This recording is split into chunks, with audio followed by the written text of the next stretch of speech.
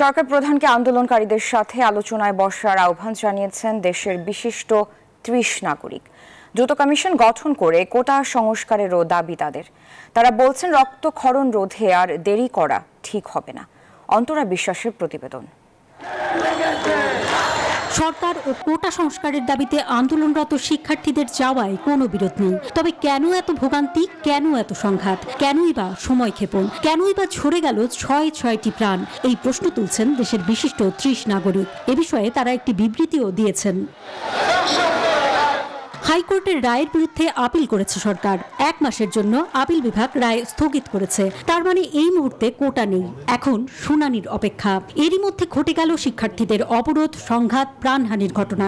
এই হত্যাকাণ্ডের বিচারের দাবি জানিয়েছেন দেশের ৩০ বিশিষ্ট নাগরিক। সরকারের দৃষ্টিভঙ্গি এবং আন্দোলনকারীদের দৃষ্টিভঙ্গি উদ্দেশ্য তো এক। তাদের উচিত ছিল আন্দোলনকারীদের সাথে বসে তাদেরকে বাস্তব পরিস্থিতিটা তুলে ধরা, এবং তাহলে আমার মনে হয় না আন্দোলন এত দূর পর্যন্ত আসতো। তারা বলছেন দেশের পিছিয়ে পড়া জনগোষ্ঠীর জন্য কোটা প্রয়োজন, নইলে বাংলাদেশ বিশ্বের টেকসই উন্নয়ন লক্ষ্যমাত্রা থেকে পিছিয়ে পড়বে। নতুন এক্সপেল এর নতুন ফর্মুলা আরপিএম এর ডুয়েল অ্যাকশন। ঘরের মশা বাঁচবে না, বাইরের মশা আসবে না। সমাজের কিছু মানুষ অনগ্রসর রয়ে যায়, পিছিয়ে থাকে। এইসব অনগ্রসর মানুষের জন্য রাষ্ট্রকে কিছু ইতিবাচক পদক্ষেপ গ্রহণ করতে হয়। ছাত্ররা যে কমিশনের কথা বলছে, যে কমিশন বসে ঠিক করবে, এটি দ্রুত হওয়া উচিত। প্রধানমন্ত্রী যদি এই ছাত্রছাত্রীদের সঙ্গে বসেন, এটা দ্রুতই সমাধান সম্ভব। তারা বলছেন নারীদের জন্য কোটা প্রয়োজন, কোটা থাকতে হবে বিভিন্ন জেলার জন্য।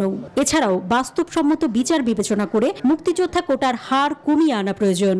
বিভিন্ন রাজনৈতিক প্রতিপক্ষ যেভাবে তার সুযোগ নিতে শুরু করেছে, সেক্ষেত্রে আমি মনে করি যে আমাদের বঙ্গবন্ধু কন্যা, তিনি যদি তাদের সাথে ডেকে কথা বলেন, তাদেরকে এক কাপ চা খাওয়ান এবং তাদের কথা শোনেন, সে অনুযায়ী ব্যবস্থা নেন, তাহলে আমি মনে করি যে এই সমস্যা একদিনের মধ্যে সমাধান হতে পারে।